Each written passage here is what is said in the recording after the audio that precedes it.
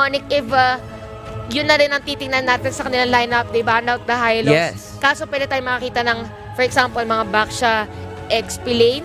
Kinakabahan ako Mga sa front line nila gatot. actually. Kasi you're right.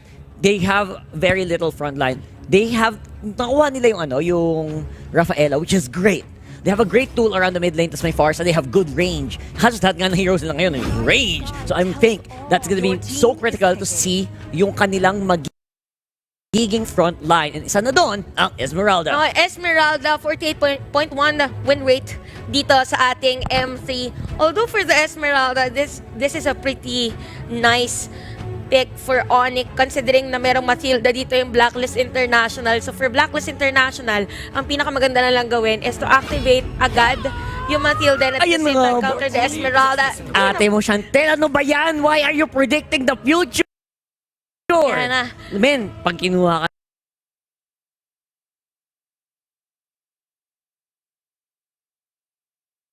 ka ng mga korporasyon, yung gustong manalo ng loto, ikaw din. Tayo. Pero this is a nice pick for Blacklist International. Pero kung makapansin natin, yung heroes nila dito is more on the single targeting. Tama. Yun naman yung crucial. So kung ganito yung lineup ng Blacklist International, ang gagawin naman nila ngayon is early ganking. Can I say may konting kaba ako kasi they do run a very squishy lineup na familiar naman. Yes. Nagamit na din to ng ibang mga teams Oo. nung nakaraan. I think, naalala ko yung sa EVOS SG, like si JPL, yung Matilda, remember yung hindi namamatay na Matilda? Ayan. Yung parang ganyan yung lineup na ginagawa nila ngayon and they have the exact, almost same kind of heroes. Whoa! Anong frontline? What is frontline? Paper only. Oo. Di ba? Ang Blacklist ang Onyx Indonesia ngayon, talaga nakatutok sila What is this? sa clash because of that lineup Yan pala. na kanilang Plus inilatag. Ano Ano yan? Ni Haji. Plus 100. Plus 100 ba yan? Dinadasalan niya lahat ng mga Yung kamay. yung mga skin Lahat ng kasi, skin. yung mga skin kasi, kinukuha niya lahat ng attributes. Diba? Plus 8, plus 8, plus 8. So, nakailang ganun siya. 8, 16, 24. After nun, hindi ko na 16, 17, 18. Kinukuha niya lahat ng espiritu ng mga Cho ng nakaraan. Kasi siya ang Cho God. Wah! Galing mo dun.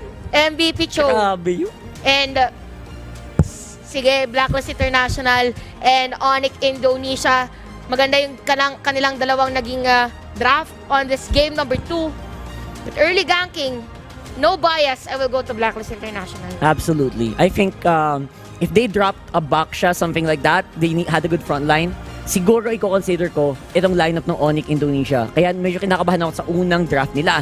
Pero nung nakita natin na let's fight fire with fire on this draft, I think it's gonna be a good fight. Ate mo, Chantel. Sobrang ganda ng ating makikitang laban. This is game number 2, Onyx Indonesia laban sa Blacklist International. Blacklist, isa na lang ang kanilang iniintay na pagkapanalo dito. At nakontra agad. Masakit yan! Soul Bloom with a Cho! Flicker lahat ng tao! First blood agad! 45 seconds pa lang! First blood, Blacklist International, idinala kay Oheb. Good thing na si Oheb nakakuha nun because this is again the Beatrix of Oheb. But looking at the laning, medyo delikado pala dito si Drian. Delicate, so... Nabanggit natin na single targeting ang mga heroes ng Blacklist International. It will be difficult for Drian to actually cast the Feathered Airstrike kasi napakadali lang para sa kanila napasukin yan. And Onyx Indonesia, maganda din ang kanilang bitaw in terms of the late game. So, late to late. Early to late, kompleto ang ating mga heroes for both of our teams. Rotation na lang magkakatalo. Susubukan yung disrupt ng Blacklist ngayon ang mga ginagawang jungling ng Onyx Wise on the Kimmy, the legendary Kimmy, na bihirang gamitin. Sa totoo lang, bihira na talaga ang marksman jungle ngayon because of a little bit of a nerf on the hunter knife, di ba? Na-miss ko Jungle nga item. Na-miss ko nga to. Yung, This is season 4. This is season 4 with the Mage Killer as well. Pero nakita din kasi natin isang araw, Blacklist International, ginamit din nila against, for the Hylos, yung Mage Killer. So, mabilis ang magiging objective. So, parang Onyx, Philippines na strategy. Oo. Remember yung kanilang laban na nag-turret push lang sila ng nag-turret push. Most probably, ganun yung gagawin ngayon ng Blacklist International. Mabilis ang towers, Ayan. mabilis ang objectives. Kita mo naman, 2 minutes pa lang, wala pang 10 seconds, tapos na yung turtle. Oh, parang hindi na nakasilip dito yung Onyx Indonesia. Again, Blacklist International. Ganun sinabi natin, they are on the early game. Meron silang ganking. Ganda rin pinapakita dito yung vision. Literal vision ang ginagawa ni Oh My V kasi nakasilip siya sa mga pwedeng puntahan ng Onyx Indonesia. Ng Onyx Indonesia, the crucial part on this lineup is kailangan muna magkaroon ng item ni Sans. Tama. Hindi pa siya advisable agad na pumasok dito against Blacklist International. But look at the gold. Lamang dito ang side ng Blacklist International. Again, First Blood was on the side of OHEB. Now at 1.9k gold. So kailangan mo na humabol ng kanyang kalane dito, which is Clint. Tama yon. Risky ngayon lumaban para sa Onyx Esports kasi dalawa ang kanilang marksman. So, ibig sabihin nun, kailangan nilang mag-antay ng medyo matagal-tagal bago magkaroon ng items, bago magkaroon ng mas magandang laban ang kanilang lineup. Yun naman, ang Onyx ay makakakuha ng konting paghinga. Na tingin ko ay kailangan din natin because I really Kailangan feel like muna the late game's gonna be so intense. Like right now, there's gonna be a flicker in Haji. Joe Gods! What the heck? CW know where to go! Saan ka pupunta? You're gonna go down. Another kill para sa OHEB. The plan Yung is Blacklist. to take down heroes. Yan ang sabi ng Blacklist International. They are dictating the tempo ngayon against Onyx Esports at gusto pa nilang i-delay si Boots dito on the bottom lane. And the nice thing about this is that si Wise nandun talaga siya sa may gilid para ma-maximize niya yung outer turret energy shield. Uy! Grabe, pumasok kay Sans. Pero kalahati. Pumasok. Pumasok. Ayoko na. Nawawala na. Pabawas na ako ng IQ. Pumasok, mga kaibigan. Mahirap pumasok palabas. Sa totoo lang. Pero again, that's because right now, Blacklist are going... Oh my God! How did that happen? Edward has to go down. Kasi luging-lugi na. Feeling ko kailangan ng mamigay ng kills ng Blacklist kasi abuse na to, Ate Chantel. Yes, and for Blacklist International, good thing about that, yes, namatay dito si Edward. Pero kasi nakuha nila yung buff ni Sans, and at the same time, again, this is gonna be a free turtle for them against Onyx Indonesia. But Adrian already has the Clock of Destiny. Magkakaroon na ng item later on. Lumipad si Omabi. Disengage para sa kanila. Grabe. You're gonna have to back off. Oh my Venus, flicker in mula kay Kiboy.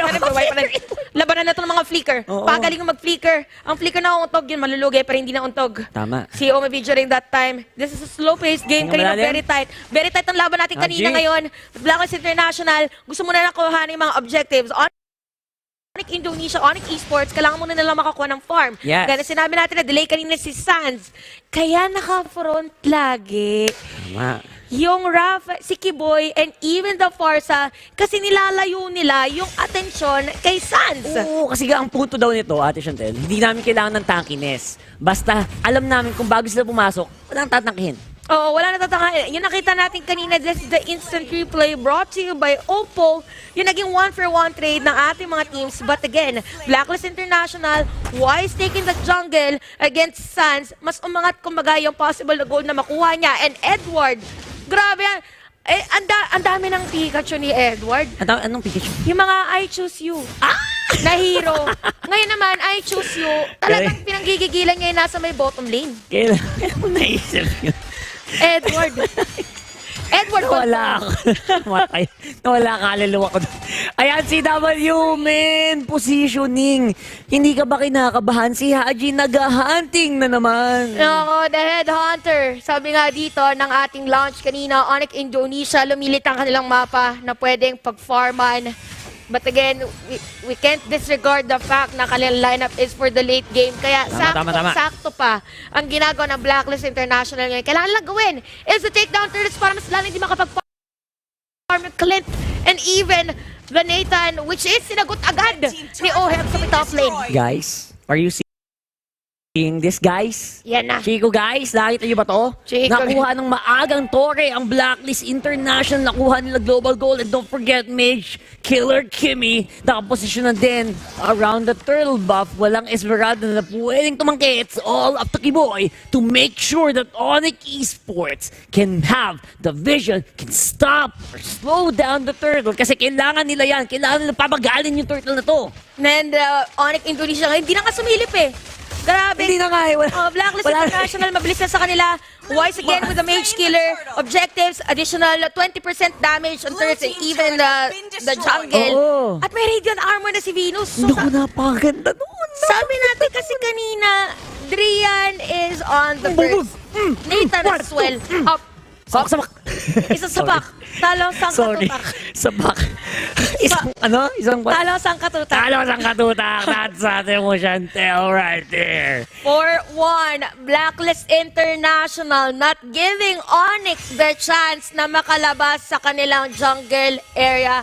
Kahit nga sa may Riverside, di na nakakasilip dito ang Onyx Esports. And again, Blacklist International, all they have to do is to limit more the vicinity or the terrain of Onyx Indonesia sa laban natin. Yes. Kung si Oh My Venus, naka-radiant armor na sila, na Clock of Destiny pa ang pampakunat nila. Alam natin mo, Chantel, anong...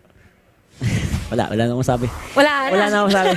It's gonna be an easy turtle here. Malinis. Easy turret, rather, once more for Blacklist. Napakalinis ang ginagawa ng Blacklist International. I think Onyx Esports ang problema lang ngayon, or ang kalaban nila ngayon is yung kanilang mga sarili. This is not the usual. Kalaman ko sarili ko. Oo. Mga ganun. Walang pake sa kritiko. Yay! Kakampi pala yun. May pake sa kritiko. Oo, Kasi may pake sa kalaban niya yung sarili niya. kritiko. Ayan. Yan. Pero guys, sinabi natin, Onyx Indonesia, naging problema nila ngayon is, this is not the Onyx Indonesia na napanood natin. Ang laki ng difference. Kasi usually, si Onyx, sila yung on the aggressive side. They have the Rafaela take note. So, ang kanilang gustong gawin is pigilan dito yung Blacklist International. Pero Tama si ginawa Boy. kasi, chill lang. Chill lang. Oh. Chill lang. Chillin' like a villain. Walang salita. Oo. Okay. Sabi na, May smile po. Grabe naman yun. objective lang Objective muna. daw. Yan, si Boots. Pero- This is... sorry. Pero kasi ang problema dito, if Blacklist International, kahit hindi na pag hindi na na-take down yung mid lane turret, mataas ang chance na Onyx dito ay magkaroon ng farm. Yun yung Tama. possible na turnaround of events for Onyx Indonesia. Pero I'm pretty sure, Blacklist International, inaantay lang nila na makuha nila yung another turtle, tapos sugod na against Onyx. Yes. In fairness naman sa Blacklist, they are taking every objective that is available. So, kung nakuha nila yung turtle, lahat ng torre na abot nila, basta kaya lang atakihin, kinukuha nila. Pero si Haji- That's a safe Haji there. Paano mo nasipa yun patagilid? Roundhouse kick, pawatras. Grabe naman si Haji. And that's gonna be Boots. Nakabok, inuunti-unti na ni Wise. The damage is real para dito sa Kimmy. The range is real naman para kay Oheb on the Beatrix. Edward Balboa, the front line, the man, the myth, the legend. Blacklist International, kitang-kita na natin ngayon ang liwanag sa kanilang ginagawa. Even Oh My V and Haji, nandun na sa side ng Onyx Indonesia. Mahirap na para sa kanila, more on the objectives sa kanilang ginagawa ngayon. Oheb, napakasakit na. Same goes to the other players of Blacklist International.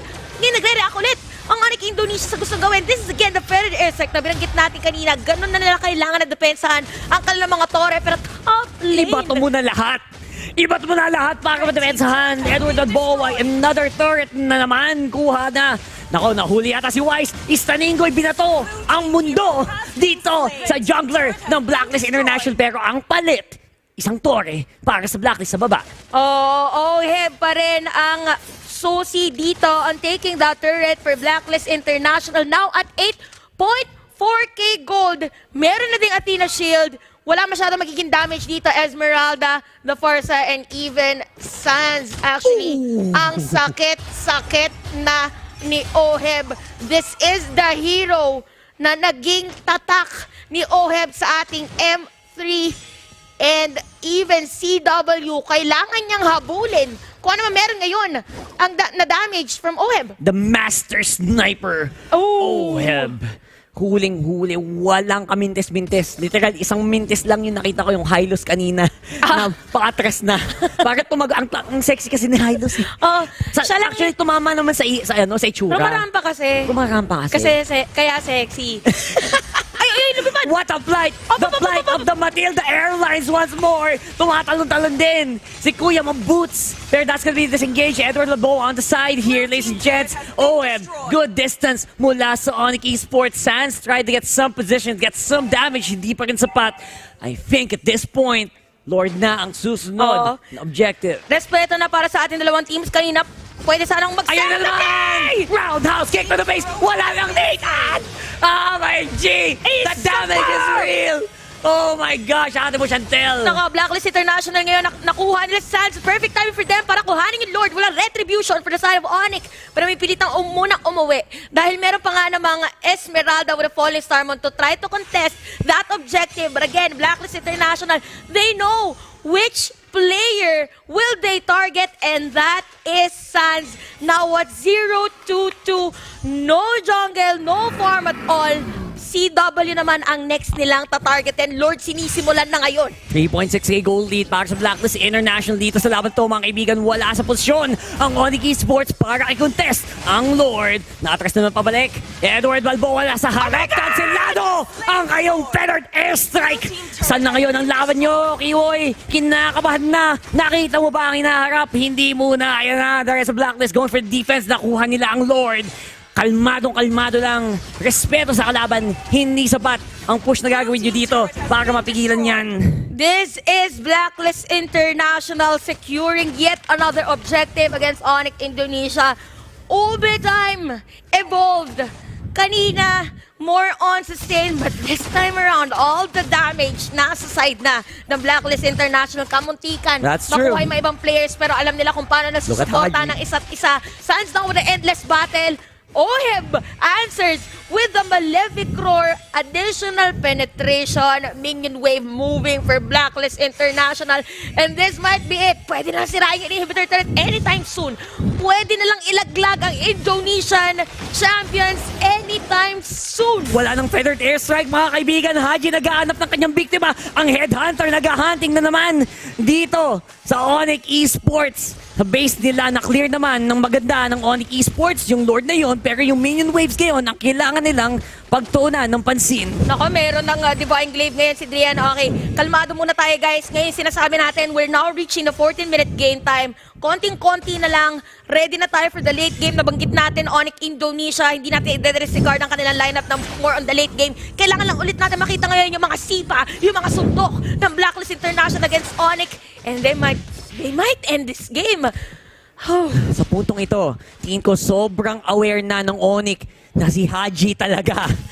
Tuturit ka talaga pag ikaw nabigyan. As in, lilipad at lilipad, takore. Lahat na. Grabe si Haji, no? Parang apat, lima yung kasama, yung pinapasok niya, pero natatarget pa rin niya kung sino gusto niya targetin eh. How do you do that? That is such high-level mechanics. Ngayon, kailangan lang maging kalmado ng Blacklist dito. Huwag kayong magbibigay Naiiwan si ng Oheb. pick-off. Oheb na iiwan na naman. Lumilipad. Walang feathered airstrike na kayang humabol dyan. Boots, walang lockdown. Ang Onyx Esports, paano nila lockdown itong Beatrix na ito? Oh, pinasok ni Edward. May iwan ba si Boots? Okay, disengage para sa ating mga teams. Kanina pa natin nakita yan. In, out. Yan natin nagiging storya dito sa atin. Or out. Am I in or out? Hindi talaga. Kasi ngayon, ang Onyx ngayon... Sumayaw pa tayo, no? Wala naman nakita. They're keeping their distance. Seryoso, I think that's the important thing for Onyx Esports. Like, bias aside, they need to keep their distance. Gusto nilang bumawi. Pero tingin ko, dahan-dahan na ding medyo nagka-crumble yung mentality nila dito, ate mo Chantel. Parang nakikita natin kasi ngayon, tinatry nilang i-limit yung kanilang galaw, but at the same time, gusto nilang pumasok against Blacklist International kasi alam nila na pag hindi nahuli agad, dito na Esmeralda ni Boots, si Kimi and even Wise and Oheb, pero na agad, pinipili talaga, kailangan gusto na makuha yung inhibitor turret. I could feel it! I could feel it! Ayan, ayaw niyong dumapit. Pwwersahin namin kayo. Si Boots na dive in dito sa tatlo. Lalaban pa rin. He has good damage right now on Oheb. CW, good damage on the back. Haji ang kanyang makuha. Naku po, masakit ang cleat. Kailangan ng backup. Oh my God. Navier Passion, not much damage. Oheb will go down. Shut down on the side of Blacklist. Pero ngayon, look at Edward. Kumakachi-kachi sa Torre. Nabababak niya ang mga miyembro ng Onyx Esports. Nice trade for Blacklist International. Although namatay si Oheb doon, yun naman yung sinasabi natin for Onyx Esports. Pwede na silang kumuha ng mga players against Blacklist International. But the good thing here is that nakakuha at nakita ng Onyx na nandun si Edward during that time, kaya na-force sila to back away. Now, CW, masakit na. I think for Blacklist International, they have to focus on CW kasi siya talaga yung nakapag-farm during that time. Even Drian, medyo na sisepat niya na kung saan niya ibibitaw yung kanyang feathered airstrike. So, it's all about timing. It is all about how they will set up a play against Onyx Indonesia kasi sinisimulan na naman ang ating Lord Blacklist International. Oh! Ang sakit! That really hurts. Ang magmahal. Joke lang. Huwag na yan. Ang magmahal So na right ganito. now, nandiyan si Edward. Naku po, apat ang kalaban niya has to go out with the knockout punch. Haji I Iwan! think. Oh my God! That's good hits there coming from Haji. Wala na ang Cho. Limitado na ang baklay niya. Edward gets the Lord. Oh my God! Flicker it by OM! Nakabalin na siya! Yes, good damage. Pero siya na lang ang natitira. Kasama si Venus. Kaya ba nilang lumipad? Oh, nice That's one. the lead back off. Wala kayong makuha dito. That's a good fight mula sa Onyx Esports. Isa ang nawala. Dalawa ang kalaban dito sa Blacklist. They wanna go for the mid. They wanna go for the push. Blacklist International, they were able to take that Lord, pero airstrike binitaw dito ni Trian. But again, meron Lord na sa may top lane, may mga mingle wave dito ang Blacklist International. Onyx Esports, nakikita na natin ngayon ang kanilang damage against Blacklist. Dito na natin, medyo nakikita na mahirap na for OMIB. Mahirap na rin for Haji na pumasok, definitely. But again, objectives pa rin ang gusto ng Blacklist. That Lord actually saved them. That did. Edward, siya yung nakakuha ng Lord. Dumiretso no? Grabe. Pero at least sabi ko kanina bago magsimula yung laban, ate mo Chantel, yung double marksman na yan, hindi yan biro. Like, umabot tayo sa puntong ito, wala nang goal lead. Quits na tayo. Para sa Onyx Esports, it's all gonna be up to good decision making para mapanalo ng Blacklist yung laban na to. Oh, for Boots din kasi ang kunat niya eh. Imagine, hindi pa talaga siya namamatay. Naka-average pa siya, so meron talaga siyang mga items dito against Onyx Esports. But I think, Blacklist International, gusto nilang basagin na talaga. Kanina pa nila gustong basagin. Oo. Isa may top lane. Delikado nga lang. As much as possible, gosh. we don't want to see Ob in front of Blacklist International. And good thing, ay maganda pa din ang kanilang rotation dito.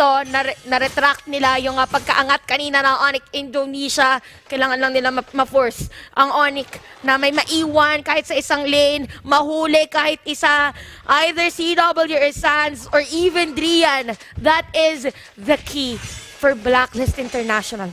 Ito na nga ba mga kaibigan? Mga It's energy critical. ball. Tagun-tago na. Itaas nyo ang mga kamay nyo. Ibigay nyo ang energy nyo sa Blacklist International. Kailangan nila kumalma. Kailangan nila ang good decision making. Kailangan maganda ang mga gawin nilang play sa susunod na ilang minuto. At yun ang magdedetermine kung magkakaroon ba tayo ng isa pang game. Pero right now, it's gonna be quits. Ate mo Chantel, tingin ko. Oo, quits na quits yung laban natin ngayon. Mahirap din kasi for Blacklist International to go for a split push kasi most probably napapansin na iba bakit hindi pa sinisira talaga yung nasa Oo. top. Mahirap because Onyx has Rafaela. Pag may nakita silang isang player from Blacklist International na nasa top, pwede na lang puntahan agad. So, ito yung sinasabi natin na pagdating dito sa 20-minute game time natin, Naku si Wise! crucial ang set-up play! Uy, grabe! Ang ganda pa ng nakap nyo! Ang ganda ng nakap punch! Oh my God! That's gonna be a very bad call for Onyx Esports. Madami na sa mga ultimate nila ang nagamit. They are gonna have to back off. Blacklist International, nakita natin doon yung combo, the knock-up from Edward and Haji. Kailangan yun ng Blacklist International ngayon. Kamunti ka na si CW. That was so close. it. Pero meron ngang Rafaela for Onyx Indonesia. Ginamit yung conceal. Oh my God! Gusto ko muna Oh sa my God! Oh my God! They get shot! They get shot! Wait of danger gamit na! Wait. Wait, si Boots gumagamit ng Disengage, talon! disengage! Si OM goes down on the immortality! It's gonna be Back so away! hard for them! Back off, Nawala na Haji! yung immortality. As OM! well, naku po! Hindi na ito maganda mga kaibigan! That's two members going down on Blacklist! Oh my God! Nakatakas si Zaz and Onyx Indonesia. Showing why they're called the Indonesian Pride dito sa ating tournament, taking down two players of Blacklist International. Blacklist International. It's gonna be the push. Ang depensa si Wise, even Oh, Edward. Let's boy. fight push para sa kanila. Hirap naman ng walang frontline, kaibigan. Edward cannot defend. There is no defense right now for Blacklist. And that's gonna be Onyx Esports going for the GG push. Hindi naabot yung dalawa from Black. Edward airstrike, good damage output. Lumalaban pa rin si Edward Balboa with all his Kaibigan! heart. Pero it looks like this will be my it. God! We've got a game free. We got the game number 3, Onyx Indonesia. Slowly but surely taking that push, winning that clash against Blacklist International. So close. So close. So close. Grabe. Man, that was extensively, like, sa dulong-dulo,